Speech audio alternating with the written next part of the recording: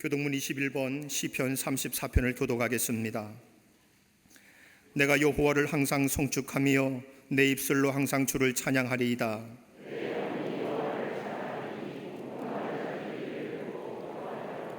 나와 함께 여호와를 광대하시다 하며 함께 그의 이름을 높이세.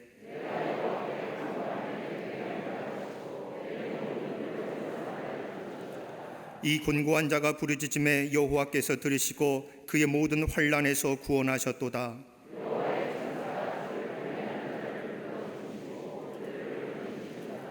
너희는 여호와의 선하심을 맛보아 알지어다. 그에게 피하는 자는 복이 있도다.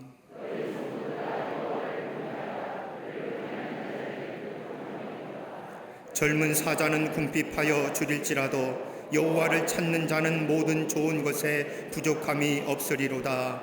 아멘.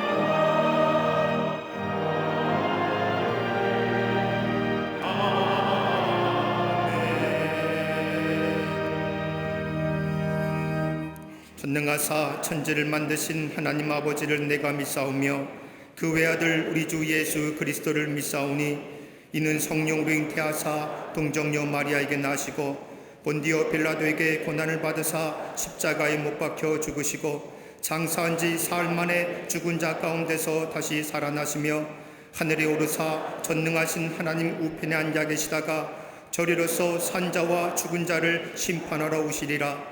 성령을 믿사오며 거룩한 공회와 성도가 서로 교통하는 것과 죄를 사하여 주시는 것과 몸이 다시 사는 것과 영원히 사는 것을 믿사옵나이다. 아멘.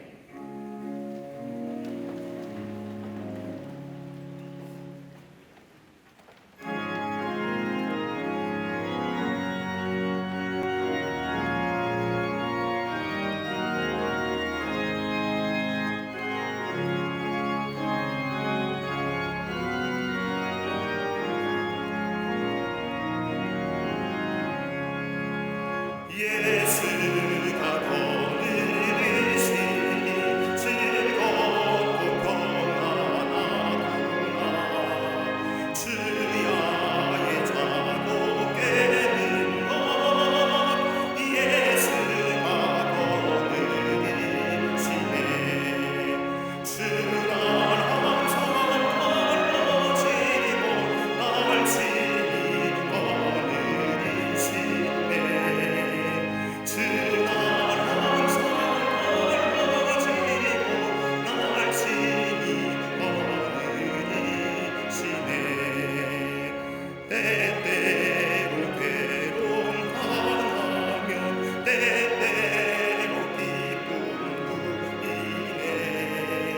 풍파 중에 지키시고 평안히 인도하시네. 주는 항상 걸어지고 날 친히 거느리시네. 주는 항상 걸어지고 날 친히 거느리시네.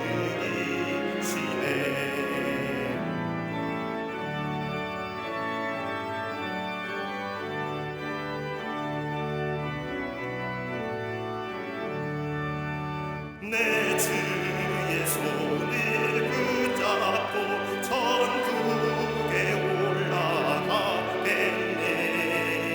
괴로우나 즐거우나 예수가 거느리시네. 주는 항상 걸어지고 날 친히 거느리시네.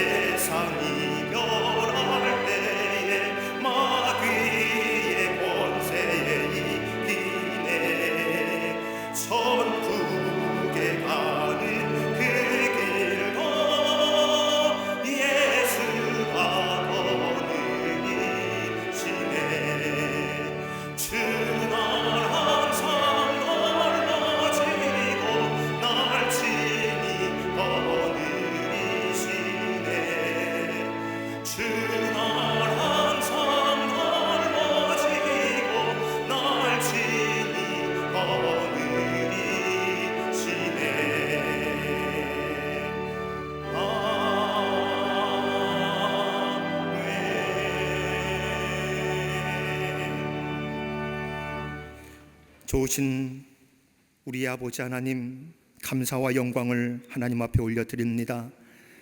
이 시간 저희들을 불러주사 요한 웨슬레 회심을 기념하며 다시 한번 성령의 임재와 충만함을 예배함으로 경험하게 하시니 감사합니다.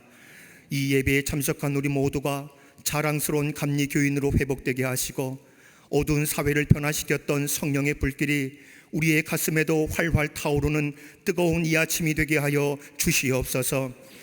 이 시간 저희의 마음과 영혼이 온통 주님의 성결로 채워지기를 원합니다. 예수 그리스도의 십자가 공로만을 의지하오니 우리 안에 정직한 영을 새롭게 하시고 입술의 언어가 믿음으로 거듭나게 하시며 우리의 행동 속에 예수 그리스도의 향기만이 흘러넘치게 하여 주시옵소서. 수고한 우리들의 무거운 짐을 대신 지시는 하나님, 코로나 바이러스로 인해 삶의 무거운 짐으로 고통 속에 있는 세계 열방과 이 민족에게 은혜를 베풀어 주시옵소서. 예수님의 못자국 난 손을 붙들고 일어나 현실의 무거운 짐에 고정된 우리의 시선이 예수 그리스도의 십자가를 향하게 하시고 예수 그리스도 안에 있는 십자가의 은혜가 능력이 되게 하여 주시옵소서. 사로잡고 있는 이 질병의 공포를 몰아내 주시고 서로가 기쁨과 평화를 나누는 일상이 회복되게 하여 주시옵소서.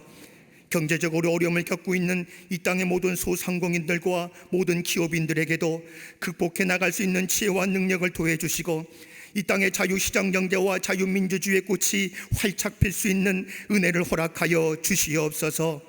대통령을 비롯한 입법, 사법, 행정의 모든 위정자들 시대의 상황을 판단하는 지혜를 주옵시고 복잡한 외교적 상황에서 민족의 영광을 드러내는 위대한 경륜과 국민들의 요구와 생각이 무엇인지를 올바로 아는 명철을 허락하여 주시옵소서. 이 사회에 들여진 잘못된 이단의 사상과 더러운 음란, 교만함과 이기심, 동성애와 같은 모든 악의 쓴 뿌리들을 보혈의 능력으로 치유하사 주의 사랑과 공의가 한 줄기 되어 이 민족 위에 흘러가게 하여 주시옵소서. 갈라진 산하 하나님의 은혜와 십자가의 사랑만이 저 얼어붙은 흑암의 땅 사망의 그늘 아래 신음하고 있는 백성에게 진정한 평화를 주실 것이라 믿습니다. 북한의 탐욕스러운 지도자들로 수많은 백성이 고통당하지 않도록 역사하여 주시옵소서. 평화와 구원의 복된 소식을 이 땅에 내려 주시옵소서. 교회의 머리가 되시는 아버지 하나님, 한국 교회마다 회개와 각성, 예배의 부흥, 말씀의 부흥, 섬김의 회복을 온전히 감당하는 거룩한 한국 교회가 되게 하여 주시옵소서. 67년 전 이를 위해 광림재단 온 세계 열방 가운데 거룩한 빛이 되고 소금과 같은 능력 있는 재단 되게 하심에 감사합니다. 복음의 능력으로 생명의 빛을 비추는 주의 재단 되게 하사 주님의 선한 뜻을 이뤄나가는 믿음의 좋은 터가 되게 하여 주시옵소서. 광림재단에 허락하신 세계 선교 비전을 이루기 위해 선교주일로 선포하며 예비하는 이 시간, 세계를 품는 넓은 비전과 열방 가운데 하나님의 영광을 선포하고자 하는 복음의 열정과 헌신이 모든 성도들에게 부릴 듯 일어나게 하여 주시옵소서. 주님의 심장 가지고 선교하는 광림재단의 모든 선교사님과 그 가족들을 기억하시고 힘들고 어려운 환경 속에서도 하나님 나라와 그 의를 위해 헌신하는 삶 속에 성령님 임재하여 주시옵소서. 또한 건축 중에 있는 러시아 블라디보스톡 미션센터가 아름답게 봉헌되어 북방 선교의 역사를 열어가는 도구로 사용되게 하여 주시옵소서. 진행 중인 광림 선한 나눔 운동이 십자가의 정신으로 연약하고 소외된 이웃을 향해 나아가 위로의 손을 펴는 장이 되게 하시고 온 성도들이 하나님 주시는 능력으로 사회 곳곳을 누비며 강력한 그리스도의 향기를 낼 수 있도록 선한 나눔 운동을 사용하여 주시옵소서. 세우신 모든 기관과 부서, 속회와 선교회가 든든히 세워져 시대를 섬길 수 있는 넉넉한 능력과 성령의 지혜를 허락하사 착한 행실로 세상에 칭송하는 등불의 역할을 감당하는 도구가 되게 하여 주시옵소서. 온 성도들이 성령 안에서 한뜻으로 순종하게 하시고 20만 전도 5천 속회 1천 선교의 비전을 이루어 나가도록 역사하여 주시옵소서. 광림교회의 미래를 열어갈 교회학교와 청년선교국, 청정연부가 더욱 성장하게 하시고 대대손손 신앙의 명문 가정으로 다 세워지게 하여 주시옵소서. 질병의 위기 속에서도 신앙이 위축되지 않길 원합니다. 오히려 삶의 자리마다 하나님께 영광을 돌리게 하시고 적극적으로 하나님 나라를 실현하는 모든 예배자가 되게 하여 주시옵소서. 이제 호렙산 40일의 여정을 준비하고 있습니다. 이 기간을 축복하시고 기도의 문이 열리게 하여 주시옵소서. 주님과의 깊은 사귐으로 인해 저희 각자의 삶이 변하게 하시고 가정이 변하게 하시며 교회와 세계 열방이 변화되게 하여 주시옵소서. 주님에게서 얻는 변화만이 우리를 복되게 할 수 있습니다. 주님과 시원한 소통을 하기 원하는 모든 성도들, 이제 호렙산 거룩한 여정의 기간 동안 축복하시고 은혜 베풀어 주시옵소서. 한평생 하나님의 종으로 여전히 기도의 자리를 지키시는 감독님, 영육의 강건함 도하여 주시옵소서. 쇠하지 않는 청년의 기력과 능력을 도하여 주옵시고 감독님 걸으시는 그곳이 하나님 역사의 발자국이 되게 하여 주시옵소서. 말씀과 기도의 신사도적 비전을 가지고 교회와 교단을 이끌어 가시는 우리 담임 목사님, 주의 장정에 붙들어 주시고 꿈과 비전을 갖고 기도하실 때마다 하나님의 능력이 크게 나타나게 하여 주시옵소서. 이 시간 새롭게 하시는 성령의 역사를 증거하시기 위하여 단위에 세우셨사오니 한 말씀 한 말씀 내치고 증거하실 때마다 이 자리에 모인 저희 모두가 성령의 강력한 역사를 경험케 하여 주시옵소서. 찬양으로 영광 드리는 갈릴리 성거대와 오케스트라 위에 성령의 기름을 충만히 부어 주옵시고 사람의 고백과 하나님의 영이 결합된 신령한 찬송이 되게 하여 주시옵소서. 정성된 헌신으로 제단을 장식한 가정 위에 하늘의 상급으로 이어지게 하시고 이 시간 함께 예배하는 광림남교회, 광림서교회, 광림북교회, 영상으로 함께 예배자로 서 있는 모든 성도들과 세계 곳곳마다 광림의 비전을 함께 이루어가는 모든 선교지에도 이 시간 이곳에 거하시는 주의 은혜가 충만히 임하게 하여 주시옵소서. 이 모든 말씀 십자가에서 영원한 승리자가 되신 예수님의 이름으로 간절히 기도하옵나이다. 아멘. 하늘에 계신 아버지 이름 거룩하사 주님 나라 임하시고 뜻이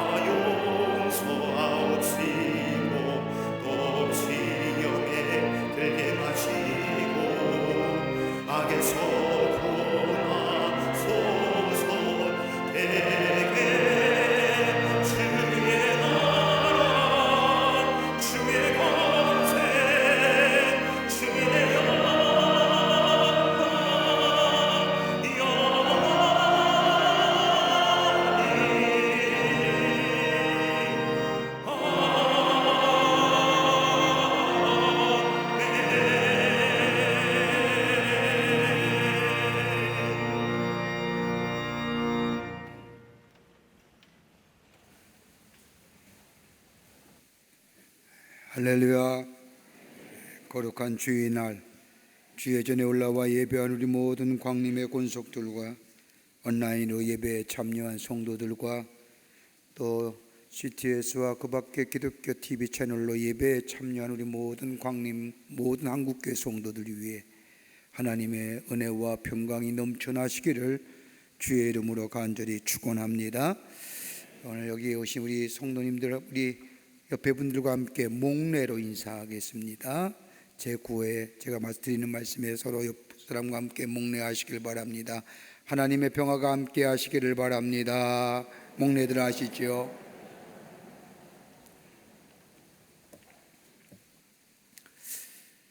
오늘은 선교주일입니다. 더불어서 우리 감리교회 시조가 되는 요한 웨슬레 목사님이 이 땅에 태어난 지 282주년 되는 해입니다. 오늘 선교주일로 지키는데 하나님 우리를 부르신 것은 우리의 분명한 목적이 있어서 부르셨습니다. 또 땅끝까지로 복음의 증인된 사명 감당하라 부르셨습니다. 우리를 대신하여 저 낯설고 무서운 곳에서 복음을 전하는 선교사들도 굉장히 많고요. 또 저희 교회가 올해 기도하면서 세운 선교의 목표가 있습니다. 저 아프리카의 선교센터와 지성전을 땅을 고르는 이런 일들을 저희가 기도로 준비하던 중에 우리가 함께 교인들이 다 함께 참여하면 얼마나 좋을까, 그런 마음이 기도하던 중에 우리 가운데 생겼습니다. 우리가 5월달마다 선교주일로 정하고 우리가 이 땅의 복음 전파를 위해서 하나님의 부르신 사명을 감당하기 위해서 선교주일로 지키는데, 오늘 여러분, 내가 선교사 되어 저 세상에 나가, 아니 저 낯설고 무서운 곳에 나가 복음을 전한다는 마음 가지고 정성껏 선교주일에 동참하시고 선교주일 헌금 정성껏 드려서 이 땅에 하나님 나라의 복음이 널리 증거되는 그런 귀한 역사에 동참하시는 모든 교우들이 되시기를 바랍니다. 제32회 호렙산 기도회가 오는 6월 1일부터 7월 10일까지 매일 새벽 4시 45분에 대예배실에서 있겠습니다. 올해는 32회째입니다. 주제는 이 땅을 고쳐주소서라고 하는 주제를 가지고 40일 동안 호렙산 기도회를 열고자 합니다. 어떤 분들은 우려하시는 분이 계시는데, 그래서 여러분 오늘 주보 사이에 지난주에 이어서 교인 카드 발급 신청서를 넣어드렸습니다. 작성하셔서 나가실 때 넣어주시면 교회에서 카드 만들어서 여러분에게 나눠드리겠습니다. 이 카드는 여러분이 적으신 발급 신청서에 적으신 내용만 집어넣습니다. 여러분 교족부를 가지고 거기에 있는 개인정보, 가족관계 안 넣습니다. 이것만 넣습니다. 그리고 교회에 들어올 때에 단만기를 통해서 여러분이 교회에 들어왔다는 것이 확인되는 그런 카드입니다. 저도 만들었습니다. 이런 겁니다. 이뻐요. 뒤에 제 이름 적혀 있습니다. 본인 거만 만들어서 체크하는데, 들어오시는데 사용하는 겁니다.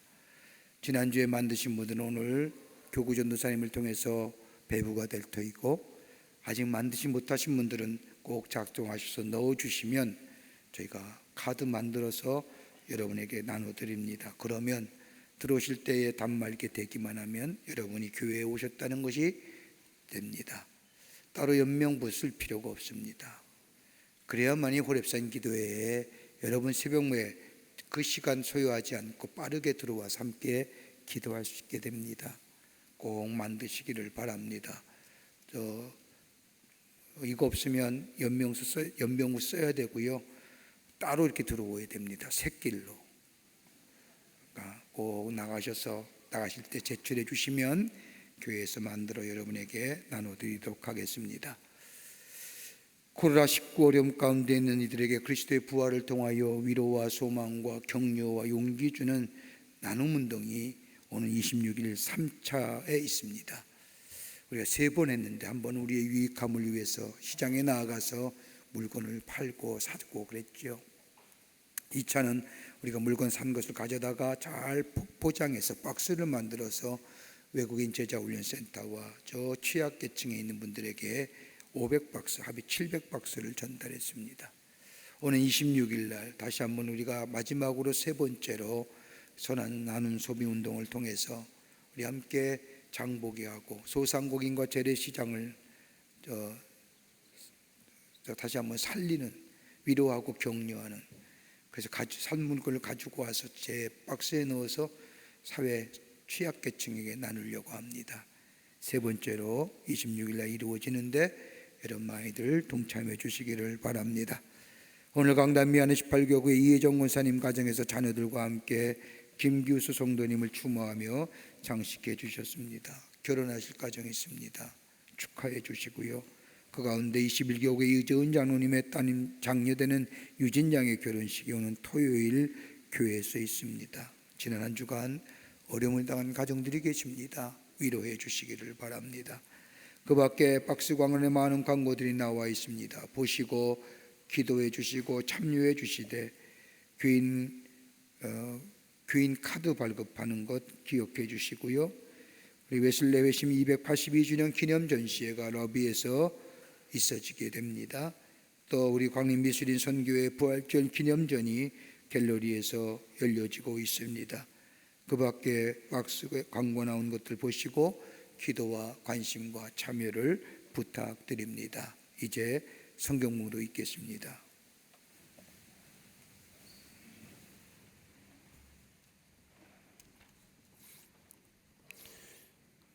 오늘 성경 말씀은 에베소서 6장 21절부터 28절까지입니다.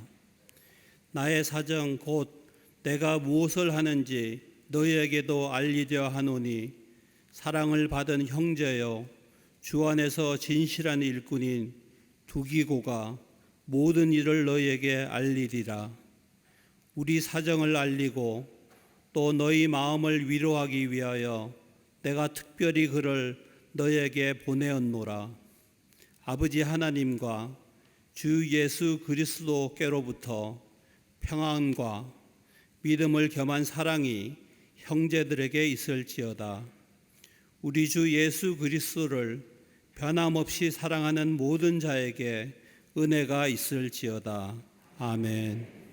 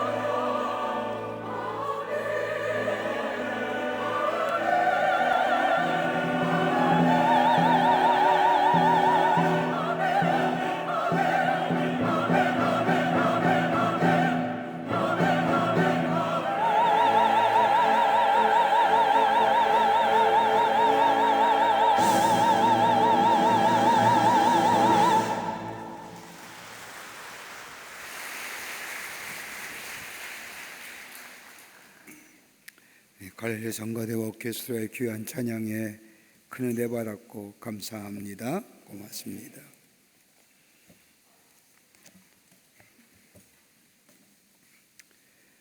사람이 불행하다고 느낀다는 것은 자신이 행복하다는 사실을 모르기 때문에 느끼는 감정일 겁니다. 심리학자에 의하면 사람은 부정적인 일보다 긍정적인 일이 3배나 많다고 합니다. 그런데 우리의 삶을 보면 긍정적인 일보다 부정적인 일을 붙잡고 오히려 그것을 생각하며 자신의 삶을 뒤돌아보기에 불행하다고 말한다는 겁니다. 자랑도 마찬가지입니다.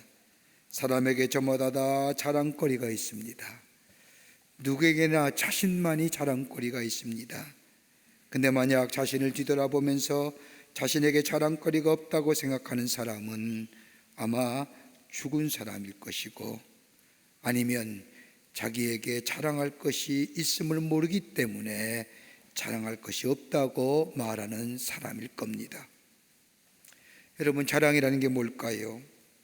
흔히 자신을 드러내고자 하는 마음이라고 정의하지만 엄밀하게 이야기하면 교만하지 않고 자신만의 가치를 조용한 긍지로, 그리고 존재의식의 발로로 느끼는 것, 이 자랑입니다.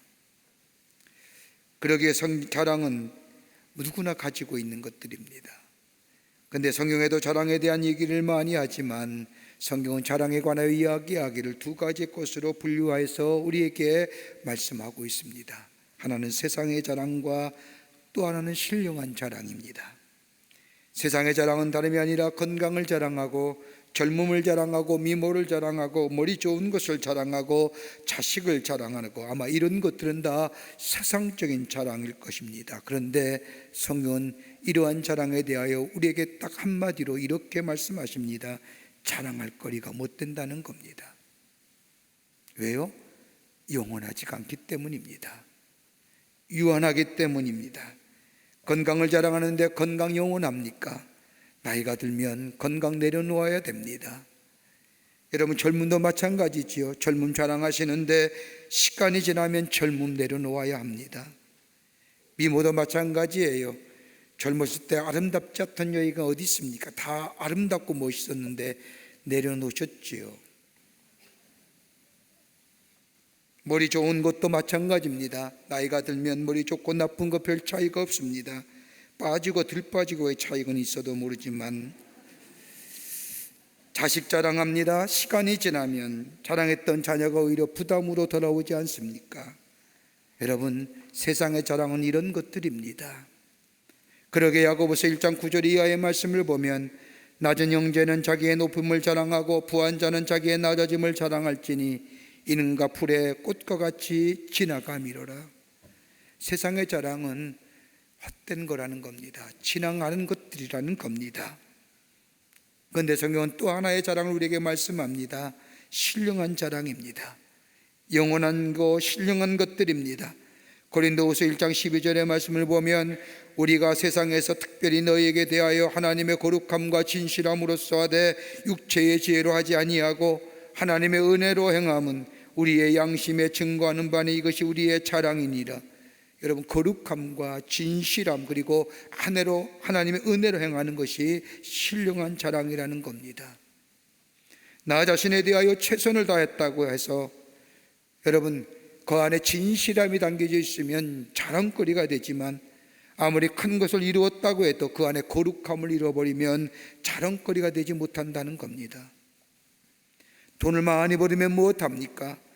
그 안에 진실함을 잃어버렸다고 한다면 그 물질은 자신의 욕심을 이루기 위한 것이었지 아무런 의미와 가치가 없다는 겁니다. 자신의 의와 자신의 노력과 자신의 의지에 매이지 않고 하나님의 은혜로 행한 것만이 자랑이 될 수 있음을 바울은 말합니다. 이걸 가리켜서 신령한 자랑. 오늘 본문의 말씀 보십시오. 오늘 본문의 말씀은 바울이 로마 옥중에 갇혀 있을 때에 에베소 교회를 향한 편지 쓰며 에베소서의 마지막 부분에 해당하는 말씀입니다.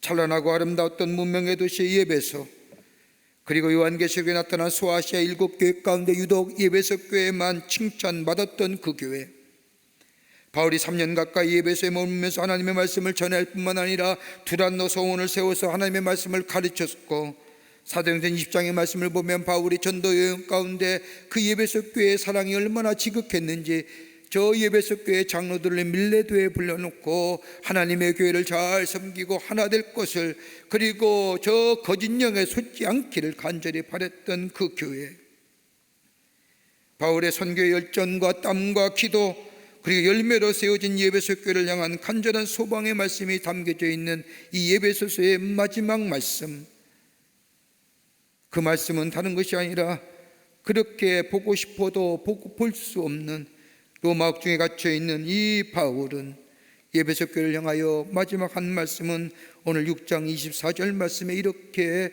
말씀합니다. 우리 주 예수 그리스도를 변함없이 사랑하는 모든 자에게 은혜가 있을지어다.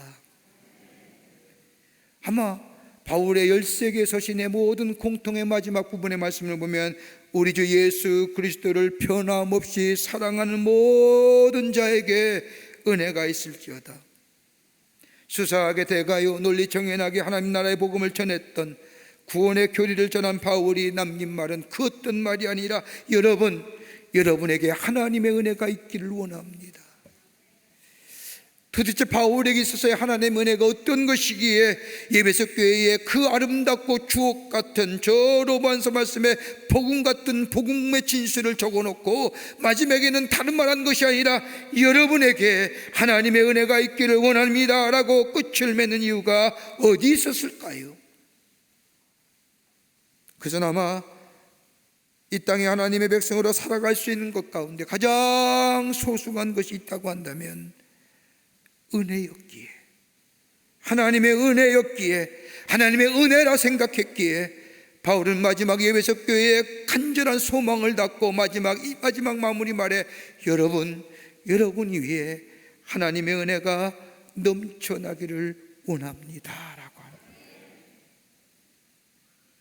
바울이 말하는 이 은혜가 어떤 것일까요? 무엇이기에 바울이 이토록 에베소 교회 마지막 이 말씀의 마지막을 이 은혜란 말로 마무리했을까요? 함께 말씀을 나누며 은혜 받기를 원합니다. 첫째는 은혜를 알아야 합니다. 은혜는 아는 겁니다. 하나님의 은혜를 알아야 한다는 겁니다. 바울 하나님의 은혜를 설명하기 위해서 자신이 어떤 존재였던가를 설명합니다. 사도행전 22장 3절 이하의 말씀과 빌립보 3장 5절 이하의 말씀을 종합해 보면 바울은 자기 자신에 대해서 이렇게 얘기합니다. 나는 가말리엘의 문화생이었다. 여러분, 가말리엘은 1세기에 세계적으로 유명한 학자입니다. 바울이 그 밑에서 공부했다는 겁니다. 내세울만 하지요. 세계 석학의 제자였다고 얘기합니다. 더 나아가 헬라와 히브리 문화에 능통한 자라고 말합니다. 당시의 대표의 문화였던 그리스 문화와 히브리 문학에 다 능통한 자, 다른 말로 말하면 히브리어와 헬라어를 잘한 언어에 능통한 자라는 겁니다. 덕분 아니라 자기를 향하여 로마 시민권을 가졌다고 말합니다. 여러분, 로마 시민권을 가졌다는 것은 당시의 로마의 제국주의하에 있는 모든 나라는 자유롭게 여행할 특권을 가진 사람이었습니다. 그렇게 소수만이 로마의 시민권을 가졌습니다. 그 중에 하나라는 겁니다. 더 나아가 자신을 가리켜 율법에 흠이 없는 자라고 얘기합니다. 자신이 믿고 신봉했던 율법을 지키기 위해서 율법대로 살았을 뿐만 아니라 율법을 지키기 위해서 예수 믿는 사람을 잡아 가둘 정도로 율법에 흠이 없고 완벽하고 성실한 사람이었다는 겁니다. 또 하나 소개하지요. 나만큼 순수한 열등의 사람이 어디 있느냐? 나는 베냐민 지파 중에 베냐민이었다라고 하는 거예요. 학문의 대가요, 지식의 사람이요, 언어에 능통한 자요, 국제적 감각을 가진 사람이요, 내가 소수의 특권층의 사람이요, 성실한 사람이요, 순수한 혈통인 사람 나지만은, 그러나 하나님이 나를 보실 때에는 나는 본질상 죄인이요, 죄와 허물로 죽은 자라는 겁니다. 내가 아무리 대단히 보여도 하나님 보시기에 죄와 허물로 이미 죽은 자, 내가 하늘이 아무리 의롭고 복된 것 같지만 하나님의 진노와 심판을 피할 수 없는 존재라는 겁니다. 그러기에 자신을 가리켜서 곤고한 사람, 희망 없는 사람이라. 그의 하나님이 아니라 자신이 기쁜 내면 속에 자리하고 있는 죄 때문에, 이 죄성 때문에 하나님의 진노의 심판을 돌이킬 만한 힘과 능력이 없다는 겁니다. 내가 아무리 많이 배웠고, 내가 아무리 언어에 능통하고, 내가 아무리 국제적 감각을 가지고 살고, 아무리 특권 중에 소스를 할지라도, 성실함이 있다 할지라도, 혈통이 좋다 할지라도 나는 하나님의 진노와 심판을 미할 길이 없는 곤고한 자.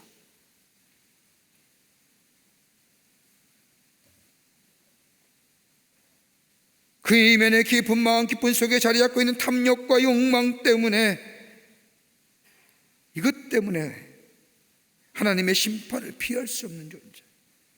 그러기에 바울은 로마 7장 24절 말씀에 오라 나는 곤고한 사람이로다, 이 사망의 몸에서 누가 나를 건져내라고 하면 깊은 절망과 탄식을 토로하는 말씀을 읽을 수가 있습니다. 사랑하는 성도 여러분, 우리의 믿음이 어디서부터 시작됐을까요? 여러분이 다 신앙인이고 믿음의 사람들입니다. 여러분의 믿음이 어디서 시작됐을까요? 다름이 아니라 자신에 대한 깊은 절망과 그리고 깊은 좌절을 하지 않고는 믿음이라는 게 생기지 않는 거예요. 나는 괜찮은 존재라고 생각하는 사람에게는 하나님의 존재가 필요 없습니다.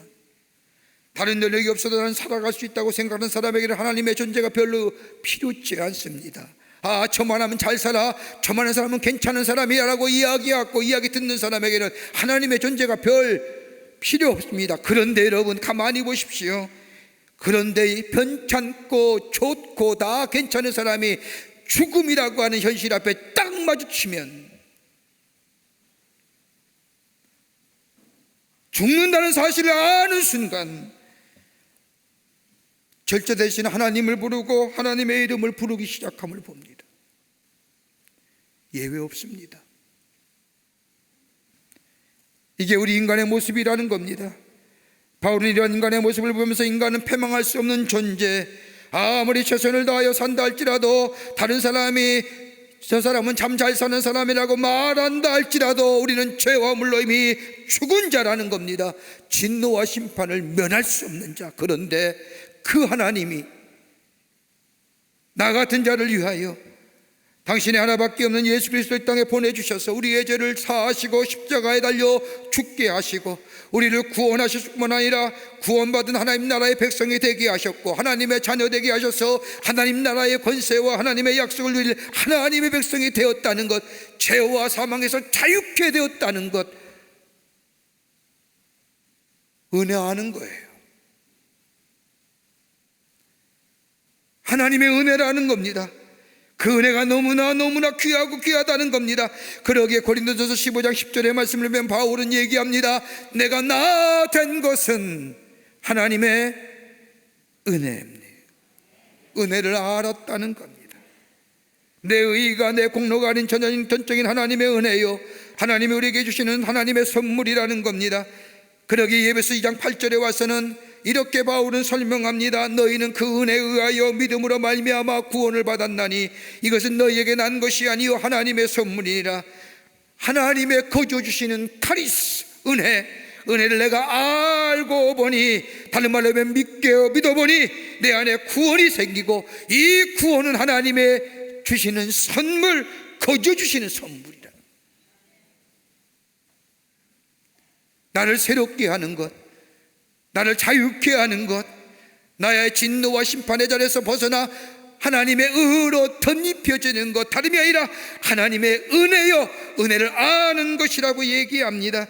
그러기에 빌립보서 3장 7절과 8절에 와서는 바울은 더 나아가 이렇게 얘기합니다. 그러나 무엇이든지 내게 유익하던 것을 내가 그리스도를 위하여 해로 여길 뿐더러 또한 모든 것을 해로 여김은 내 주 예수 그리스도를 아는 지식이 가장 고상하기 때문이라. 내가 그를 위하여 모든 것을 잃어버리고 배설물로 여김은 그리스도를 얻고 그 안에서 발견됨이니라.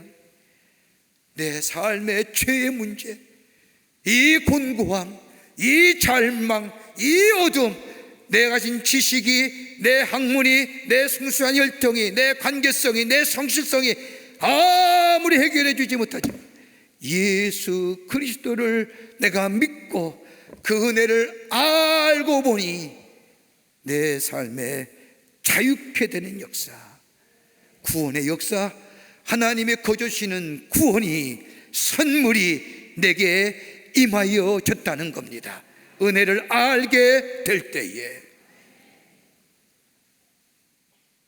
여러분, 은혜를 알면 교만하지 않아요. 은혜 알면 겸손해집니다. 여러분, 은혜를 알게 되면 사람의 성품이 달라집니다. 하나님의 은혜 받은 자라고 생각하면 내 안에 성품이 달라지게 되는데 우리 안에 겸손함이 있어지게 됩니다. 낮아집니다. 더 나아가 감사와 감격이 넘쳐납니다. 삶의 생동감이 넘쳐납니다. 원망과 불평이 사라집니다. 누구도 비방할 것이 없습니다. 섭섭하고 억울한 것도 없습니다.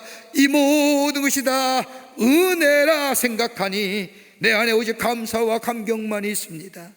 더 나아가 내 안에 의가 사라집니다.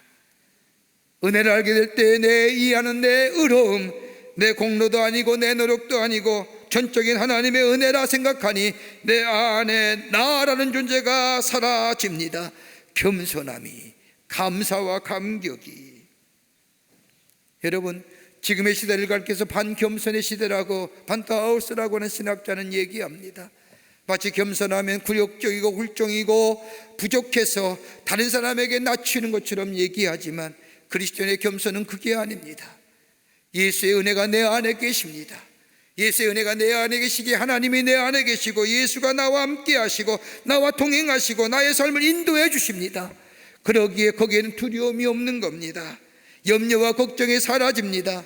다른 사람을 존귀히 여깁니다. 높게 여깁니다. 세상의 것들로 자랑하지 않습니다. 내 성품이 달라지는 겁니다.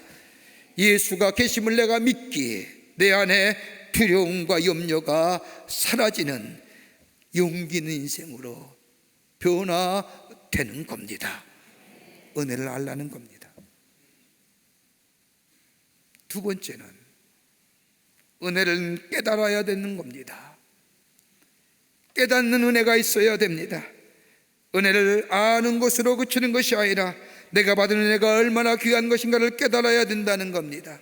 오늘 바울은 에베소 교회 마지막 편지를 띄면서 23절의 말씀을 보면 아버지 하나님과 주 예수 그리스도께서 평안함과 믿음을 겸한 사랑이 형제들에게 있을지어다라고 축복합니다.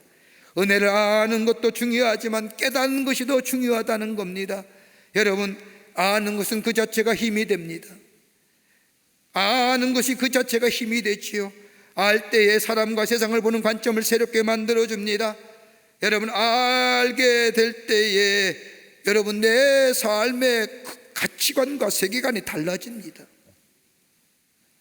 그런데 삶의 변화는요, 아는 것으로 끝나는 것이 아니라 깨달음이 있게 될 때에 이 과정을 통하지 않고는 새로운 우리 안에 창조 변화가 일어나지 않습니다.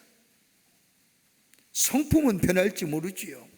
감사와 감격과 겸손과 낮아짐은 있을지 모르지만 내 안에 창조 변화는 일어나지 않습니다.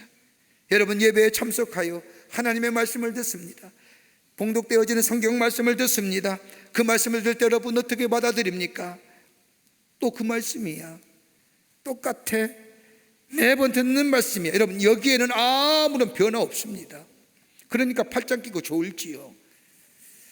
요새 마스크 쓰고 다니니까 눈 뜨고 있는 건지 감고 있는 건지 도무지 분간이 안 됩니다. 그 팔짱 끼고 듣는 거예요. 그러다가 매번 듣던 말씀이라고 생각하니 인식이 뭐에 태도를 만들어지니까 꼬박꼬박 주는 거예요. 그러나 선포되어진 하나님의 말씀이, 봉독되어진 하나님의 말씀이 나를 향한 말씀이라, 아하, 저거 나를 위한 말씀이야, 나에게 하시는 말씀이야 라고 받아들일 때에, 그 안에 깨달음이 있게 될 때에 여러분, 여기에 내 생각이 변화시고, 생각이 변화될 때 행동이 변화되고, 행동이 변화될 때 나의 삶이 창조적 변화로 나아가게 됩니다. 깨닫는다는 것은 내 것으로 받아들인다는 겁니다. 여러분, 기분 좋은 말씀 들을 때 변화되는 걸까요? 공감 가는 말씀이 될 때에 변화되는 걸까요? 아니요. 들려오는 말씀이 내 가슴에 화살같이 꽂혀서 나를 깨달음을 주고 내가 그 말씀을 받아들일 때에 내가 변화되어야지, 내가 바뀌어줘야지, 이 마음 되는 거 아닙니까?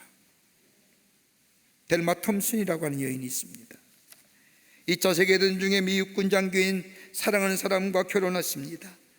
남편을 따라 저 네바다주의 모하비 사막 근처에서 육군훈련소에 배속되어 남편과 함께 그곳에 이주하여 살기 시작합니다. 남편과 함께 하기 위하여 이사했지만 남편이 훈련차 나가고 나면 오두막집에 온차 남아 사막의 모래모로 가득 찬 그곳의 삶은 참으로 외롭고 고독했습니다. 낮의 온도는 무려 50도고 밤의 온도는 영하 0도로 떨어지는 그 극심한 기온차, 그리고 혼자 있는 고독감과 외로움은 견딜 수가 없었습니다. 더더욱이 주변에 사람이 있는 것도 아닙니다. 굳이 사람을 찾는다고 한다면 얼마 떨어진 곳에 인디언과 멕시칸들이 살 뿐입니다. 도무지 외로움과 고독감 가운데 견딜 수 없어서 부모님께 편지를 씁니다. 자신의 신세한 땅과 더불어 슬프고도 외로운 자신의 생활을 담은 푸념 섞인 내용과, 그리고 나 집에 갈래요, 나 집에 돌아갈래요 라고 하는 편지를 써서 보냅니다. 이러한 딸의 편지에 아버지로부터 답장이 왔습니다.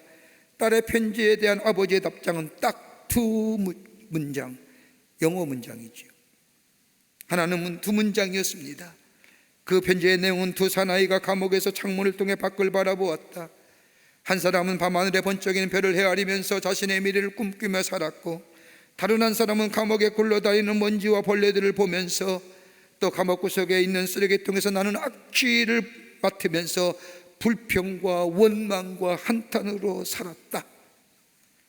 딸에 보낸 편지에 아버지는 딱 이 두 문장을 써서 보낸 겁니다. 이 편지를 보던 이 딸, 아버지의 답장에 너무나 서운했습니다. 보기도 싫었습니다. 그런데 그녀의 마음에 아버지의 편지 내용이 자꾸 생각나는 겁니다.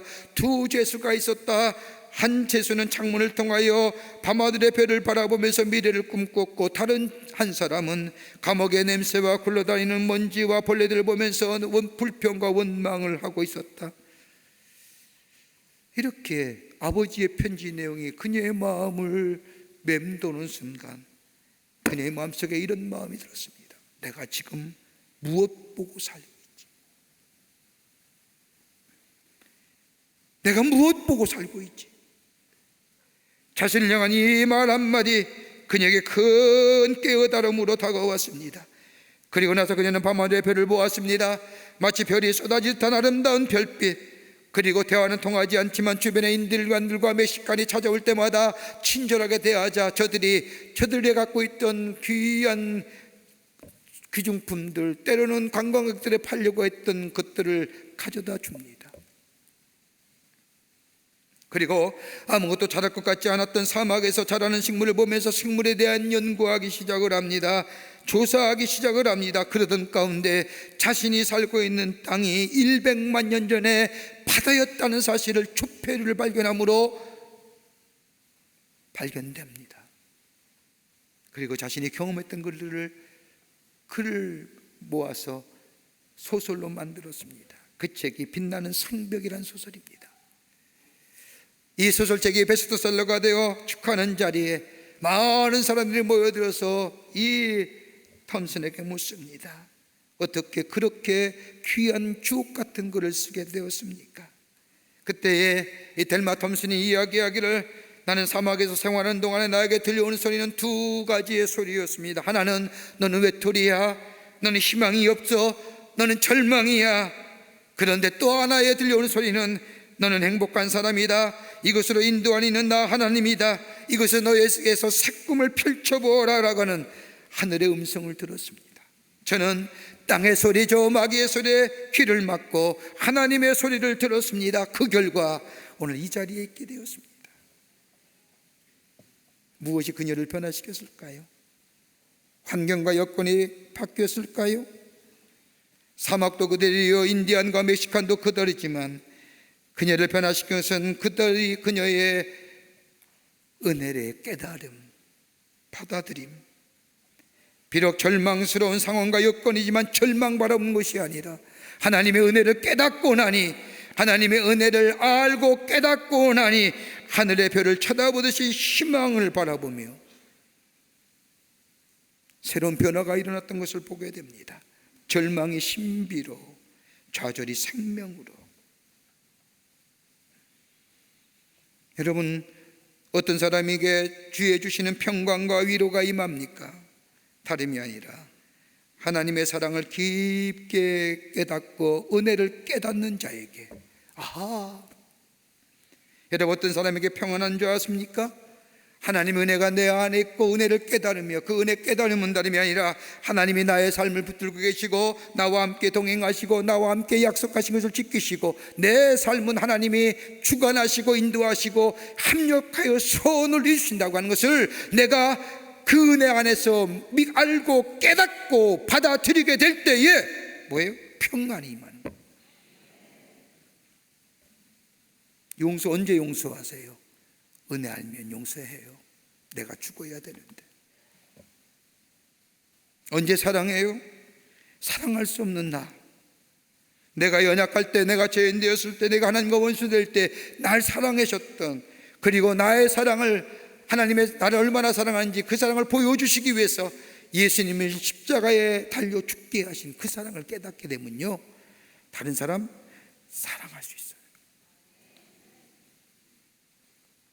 이 은혜가 내 안에 있게 되면요, 더 나아가 불가능한 일이 있다 할지라도, 우리를 넘어뜨리는 일이 있다 할지라도 우리는 그 앞에 넘어지거나 무너지지 않습니다. 왜요? 내가 은혜가 있기 때문에, 내 안에 은혜가 깨달아지기 때문에, 내가 은혜를 받기 때문에 아는 것으로 그치는 것이 아니라 그러기에 내게 능력 주시는 자에서 내가 모든 것을 할 수 있다고 하는 이 놀라운 은혜가 내 안에 있기에 물러서거나 뒤로 가거나 넘어지지 않습니다. 깨닫는 자에게 창조적 변화인 거예요. 여러분, 깨달음이 없는 지식은 다른 사람을 넘어뜨리죠. 깨달음이 없는 정의는 칼이 되어 다른 사람을 죽입니다. 깨달음이 없는 사람은, 깨달음이 없는 겸손은 기만이 되고요, 깨달음이 없는 은혜는 판단하고 정죄합니다. 그러나 하나님 은혜가 우리 안에 있음을 깨달아 알게 될 때에 세상이 다르게 보여지고요, 사건과 문제를 해석하는 것이 달라지고요, 사람 보는 것이 달라집니다. 여기에 창조적 변화가 우리 가운데 있어지게 됩니다. 끝으로 은혜는 전하여져야 됩니다. 은혜는 전하여져야 됩니다. 증거되어져야 된다는 겁니다. 은혜를 알 때 성품이 달라지지요. 은혜를 깨닫게 될 때 우리의 창조적 변화가 일어납니다. 마치 바울이 복음 전자자를 전하는 사명자로 살아간 것처럼 새로운 창조적 변화가 있어지게 됩니다. 그런데 이 은혜를 나만이 간직해서는 안 되는 겁니다. 은혜가 전하여지게 될 때에 그 은혜가 온전한 은혜의 사람이 됩니다. 오늘 21절과 22절 말씀을 보십시오. 나의 사정 곧 내가 무엇을 하는지 너희에게도 알려 하노니 사랑을 받은 형제여, 주 안에서 진실한 일꾼 두기고가 모든 일을 너희에게 알리리라. 우리 사정을 알리고 또 너의 마음을 위로하기 위하여 내가 특별히 그를 너희에게 보냈었노라. 보석 같은 하나님의 구원의 교를 담고 있는 이 에베소의 말씀, 바울은 저 로마 옥중에서 이 말씀을 전하고, 비록 같은 몸이지만 이젠 보고 싶어도 볼 수 없는 저 에베소 교회, 그럼에도 불구하고 그 어두운 곳에서는 하나님이 나와 함께 하시고 나를 통해 일하시고 나에게 용기 주시고 나에게 격려 주셨던 그 놀라운 은혜와 사랑, 그 은혜를 깨닫고 주옥 같은 문구로 에베소를 쓴 후에 누굴 통해서? 두기구를 통해서 저 에베소 교회에 전달됩니다. 에베소 교회 성도들은 뭐예요? 위로 안 받는 거예요. 아, 바울의 어두운 가운데서 바울에게 함께 하셨던 하나님, 바울에게 위로와 격려 주셨던 하나님, 동행하셨던 하나님, 그 에베소의 귀한 말씀을 받아본 후에 이 에베소 교회는 위로가 됩니다. 그러기에 용기를 얻습니다. 그러게 저 아르테미 신전 안에서 우리의 신은 아르테미여 외쳐졌던, 아데미 신이여 아데미 신이여 외쳤던 수많은 예배소의 사람들이 모여 있을 때, 5년 경기 전에 그리스도인은 내가 믿는 예수 그리스도, 우리의 구원의 주가 믿는 예수 그리스도라고 외쳤던 그 용기는 다름이 아니라 이 은혜가, 바울이 전했던 경험했던 은혜가 저들에게 전해질 때에 위로와 용기를 얻고 복음을 전하며 복음을 사수하며 지켰던 운동력이 된 것을 보게 됩니다. 은혜는 전하여지는 겁니다. 여러분, 이 시대에 사는, 지금 우리가 사는 시대에 진정으로 필요한 사람이 누구일까요? 미래에 대해 새로 방향성을 제시하는 사람입니까? 새로운 정책과 사회의 이론을 말하는 사람입니까? 기술과 과학의 첨단 기술을 이야기하는 사람일까요?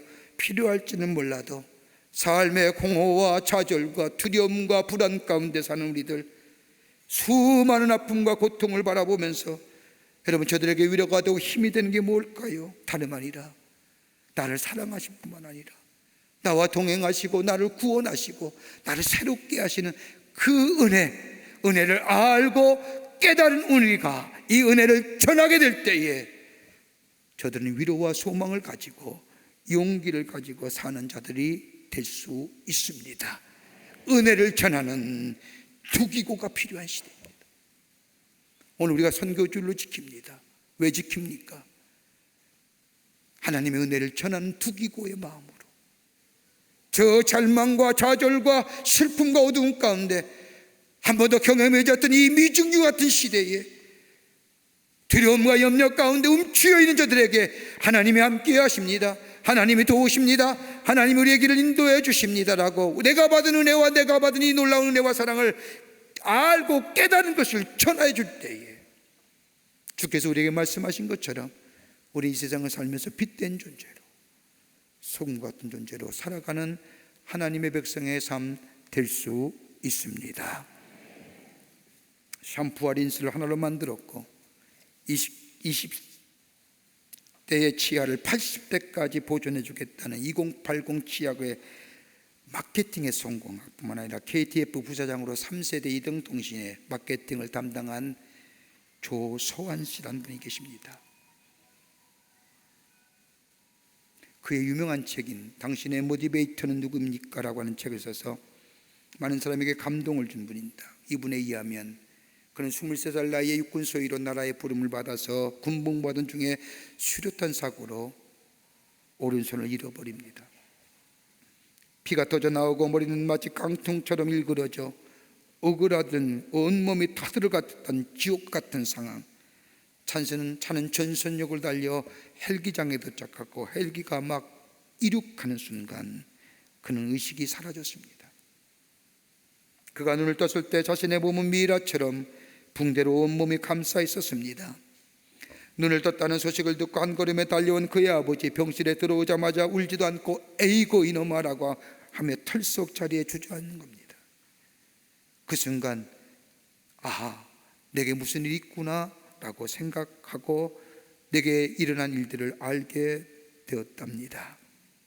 며칠이 지난 후에 그의 가장 먼저 떠오른 사람이 있다고 한다면 자신이 군에 가기 전에 사귀면서 미래를 약속했던 여자친구였습니다. 그러나 붕대로 감아 마치 미라처럼 누워있는 자신의 모습을 여자친구에게 보이기가 어려워서 머뭇거리고 있을 때에 그래도 보고 싶어 수소문하여 여자친구를 오게 했습니다. 병실에 찾아온 이 여자친구, 병실에 들어오자마자 아무 말 하지 않고 우두커니 서서 자신을 물끄러미 바라보는 겁니다. 이 사람도 그 여자친구를 바라보았습니다. 얼마간의 시간이 지는지 이 사람이 여자친구에게 물어보고 싶은 말이 있어서 이렇게 물어봅니다. 아직도 나를 사랑하느냐? 이 질문하고 여자친구의 대답을 듣는 이 짧은 시간, 나중에 보면 그에게는 가장 인생에서 긴 시간이었다고 고백합니다. 이 질문을 받은 여자친구는 고개를 2번이나 끄덕이면서 자기를 물끄러미 바라보는 겁니다.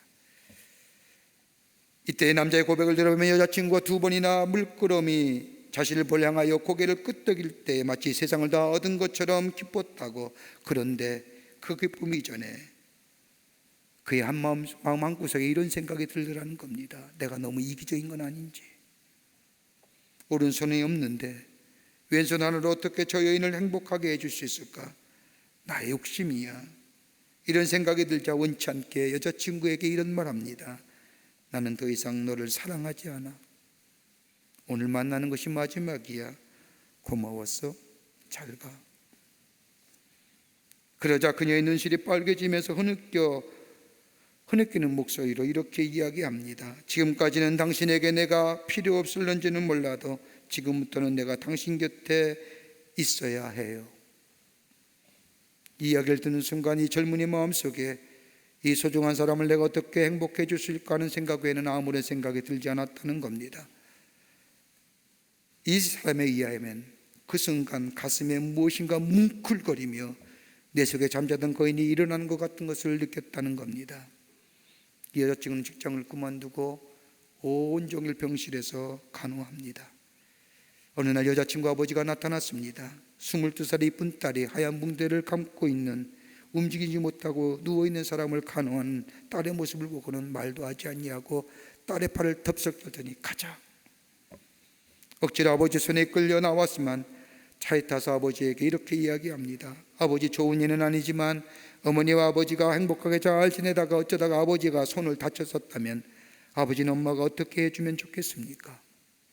엄마가 아버지를 버리고 떠나신다면 어떠시겠습니까? 나는 그 사람 전부를 사랑했지 그의 오른손을 사랑한 것은 아니에요. 그 사람 정신이 건강한 사람입니다. 오른손은 없지만 다른 한 손인 왼손은 있잖아요. 일어날 것입니다. 설득시켰습니다. 그리고 그에게 기적이 찾아왔습니다. 일어났습니다. 그리고 열심히 살겠다고 결심할 뿐만 아니라 이 여자를 행복하게 해주겠다고 마음 굳게 먹었습니다. 그리고 그런 마케팅의 기제로 많은 사람들에게 영향을 미칩니다. 어느 날 한 사람이 조소환 씨에게 묻습니다.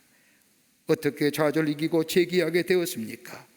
당신으로 하여금 절망과 좌절 이력에 서게 한 원동력이 누구입니까? 라고 하는, 당신의 모티베이터가 누굽니까? 라고 하는 질문에 이 조소환 씨는 서슴지 않고 나의 아내입니다. 묻습니다. 당신의 아내는 어떤 사람입니까?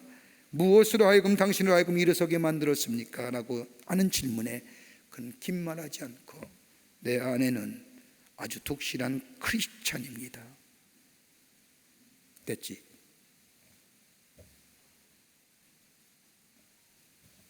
하나님의 은혜를 알고 은혜를 깨달았던 그녀, 절망과 좌절, 삶을 포기하고 싶은 그 남자에게 하나님의 은혜를 알게 하고 깨닫게 할 때에 그 절망이 바뀌어 소망되게 하시고, 하나님의 사랑이 그에게 전해지게 될 때에 하나님의 비전이 그의 비전으로 들어오게 되고, 그 은혜와 사랑이 저들을 새롭게 세우고 일으켜 선한 영향력의 주인공 된 것을 만들게 된 것을 보게 됩니다. 은혜가 전해질 때에 새로운 생명의 역사가 일어나게 됩니다. 사랑하는 성도 여러분, 우리 은혜 받은 자입니다. 은혜 압니다. 은혜 깨닫습니다. 이 은혜를 전하는 자들 때 주께서 우리에게 말씀하신 것처럼 너희는 세상의 빛이야, 너희는 세상의 소금이야. 어둠 가운데 빛을 비추고 맛 잃어가는 세상에 맛내는 삶으로 하나님 나라의 선한 영향력의 주인공 되는 여러분과 저와 되시기를 주의 이름으로 축원합니다. 하나님 감사합니다. 사랑하시고 지키시고 인도해 주심에 감사합니다. 은혜 알게 해주시고 은혜 깨닫게 해주신 것 더더욱 감사합니다. 은혜 전하는 자 되어 이 땅에 새로운 생명을 놓아가는 하나님 나라의 백성들 되게 도와 주시옵소서.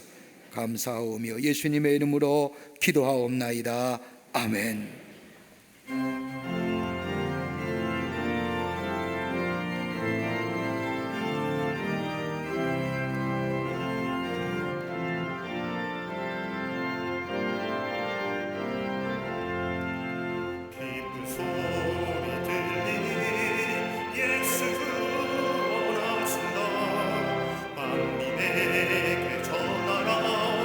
예수 구원하신다. 주님 명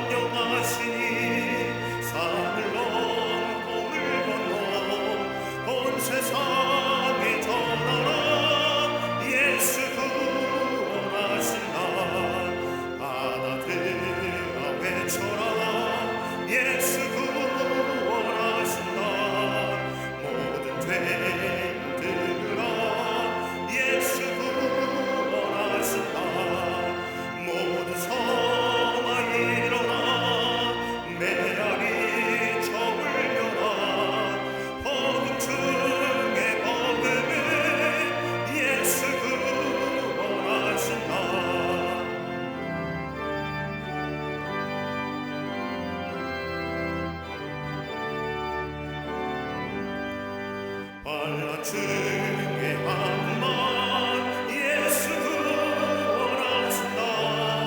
다시 살아나시어 예수 구원하신다. 징죄로 인하여 슬픈 마음이 있어도 숨질 때에 내 알만 예수 구원하신다. 바람들아 외쳐라 예수 구원하신다. 기뻐하라 나라들 예수 구원하신다. 구원하는 복음을 산과 들에 전하라. 우리들의 승전만 예수 구원하신다.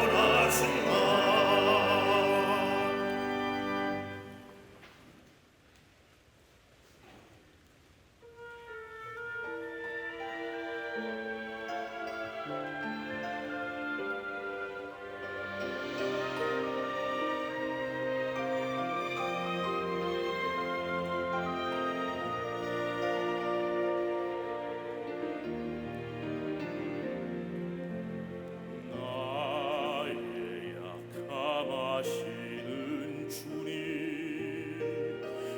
강하게 날 붙드네. 좁은 길을 외면하려 할 때도 날 이끌어 인도해. 한없이 부족한 날 위해 십자가를 지시고 가장 귀한 생명을 주시는 그 놀라운 주의 사랑, 이런 나를 어찌 사랑하셔서 회복시키고 다시 순종하게 하실까. 그 은혜로 새로운 삶을 살게 하니 그분께 다시 고백하겠네.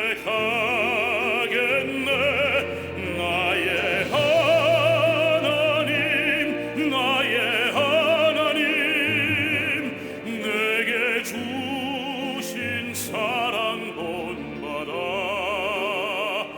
나로 인해 저 사망의 길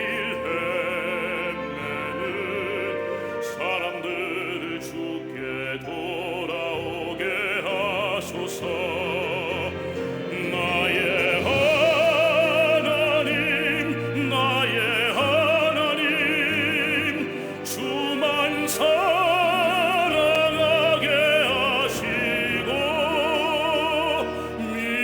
믿음으로 세상을 이기며 날마다 승리케 하여 주소서.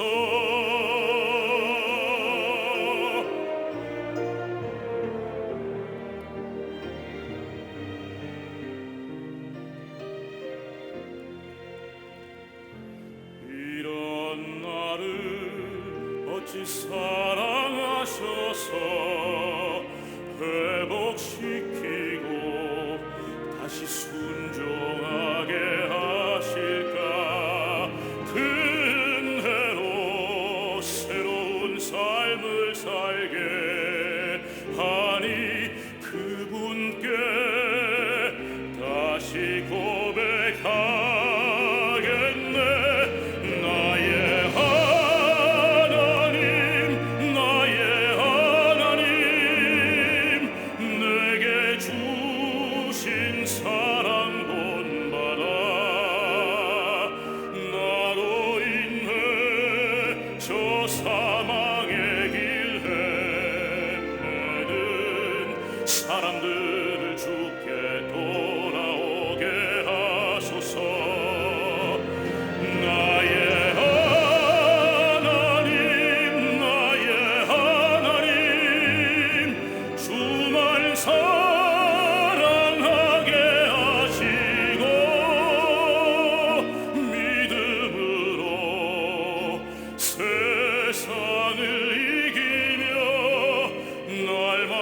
승리케 하여 주소서.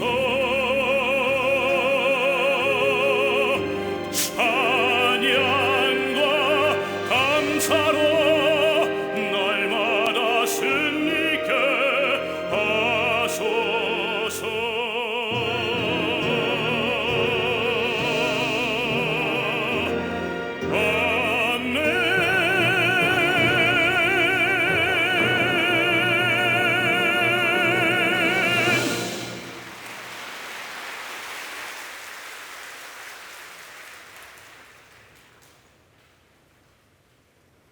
거룩한 주의 날 저희들의 걸음을 하나님의 귀한 전에 오게 하여 주시고 우리의 마음과 정성을 모아 하나님 앞에 예배하게 하심에 감사합니다.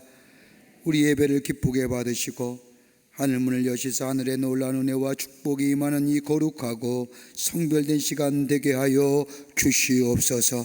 주 앞에 예배드리며 귀한 힘을 성별하여 주님 앞에 봉헌합니다. 저희들의 믿음과 정성을 모아 주께 드리며 이 땅에 하나님 나라가 주의 복음이 널리 증거되기 위해서 귀한 선교의 헌금도 함께 더불어 드립니다. 기쁘게 받아 주시옵소서. 이 물질이 쓰일 때마다 생명의 복음이 널리 증거되게 하여 주시고 믿는 자가 많아지는, 그래서 하나님 나라가 확장되는 귀한 예물로 사용하여 주시며 드린 손길마다 축복해 주시되 저들의 삶과 기업과 가정과 하신 일마다 풍성한 열매가 맺어져 하나님을 살아계심을 증거하는 당신의 거룩한 백성 되게 도와 주시옵소서. 아버지 하나님, 이 나라 이 백성 이 민족 위에 함께 하시고 하나님의 자비와 사랑과 긍휼이 넘쳐나게 하여 주시옵소서. 두려움과 염려와 불안 가운데 이 백성 위에 바이러스의 감염병이 다 물러가게 하셔서 평화와 안식과 쉼과 아버지 새로운 미래를 향해 나아갈 수 있는 이 나라 백성 되어 줄 수 있도록 하나님 자비와 긍휼을 허락하여 주시옵소서. 우리가 우리의 삶 속에 베푸신 하나님을 알며 깨달으며 전하는 자 되어 하나님의 사람으로 하나님 앞에 영광을 돌리는 복된 인생으로 살아갈 수 있도록 도와 주시옵소서. 감사하며 예수님의 이름으로 기도하옵나이다. 아멘.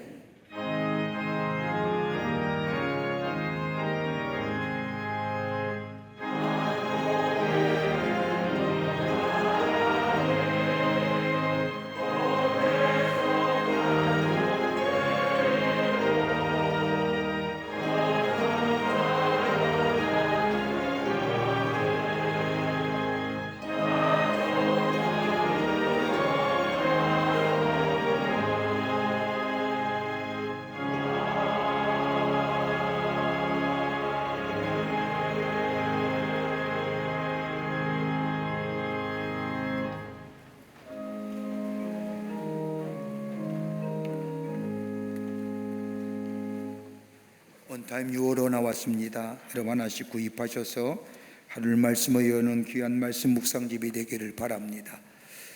우리가 좀 이렇게 예배가 좀 바뀌어서 예배 드린 지 곧 8주 가까이 됩니다. 다음 주일 성령 강림 주일입니다. 그 주일을 계기로 이제껏 육부 예배로 드렸던 육부 예배를 저녁 예배로 다시 되돌리겠습니다. 그래서 다음 주일서부터 저녁 예배 드리고 호렙산 기도회 시작하고 첫째 일부터 예배의 본 모습으로 회복하겠습니다. 헌금위원들 나오셔서 성령까지 마치고 들어가시고 그냥 들어가는 게 아니라 새신자 환영하고 본래의 예배의 모습으로 환영 돌이키겠습니다. 그 대신 우리가 방역수칙 잘 지켜야 됩니다. 교인 카드 꼭 만들어서 꼭 들어올 때마다 출석을 교회에 들어왔다는 것을 확인하는 이 일도 꼭 하셔야 됩니다. 그래서 예배가 소중하고 가치 있는 것 우리가 함께 귀하게 경험되고 또 그렇게 예배드리기를 간절히 소망합니다. 다 일어나실까요? 우리 함께 마지막 찬송 부르시겠습니다.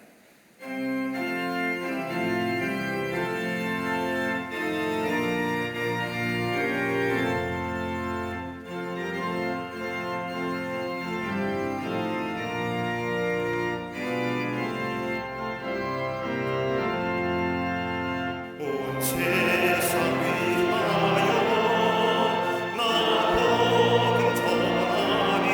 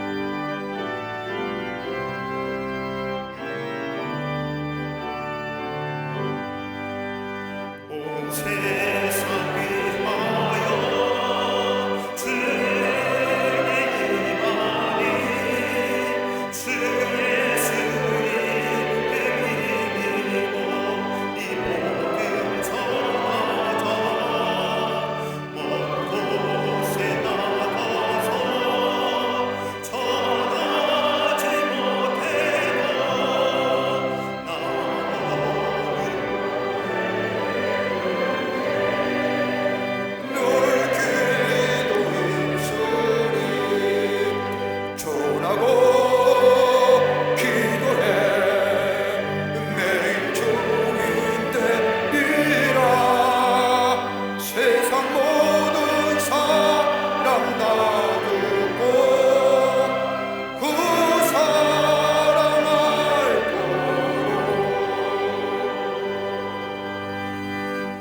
지금은 우리 주 예수 그리스도의 크신 은혜와 형용할 수 없는 하나님 아버지의 놀라우신 사랑하심과 우리 안에 내재하시며 통행하시며 역사하시는 성령님의 놀라운 능력의 역사가 거룩한 주의 날 하나님 전에 올라와 하나님 앞에 예배하며 내게 보신 하나님의 은혜를 알고 깨닫고 전하는 자로 정말 이 땅의 어두운 가운데 빛을 드러내는 자로 살기로 결단하고 성전에 물러서는 우리 모든 사랑하는 광림의 권속들과 또 영상을 통하여 예배드리는 우리 모든 광림교회 성도들과 그리고 CTS와 그 밖의 방송을 통하여 이 예배에 참여한 당신의 거룩한 백성들을 위해 주께서 지금으로부터 영원토록 함께 하시기를 간절히 축원하옵나이다. 아멘. 좋으신 하나님, 좋으신 하나님, 참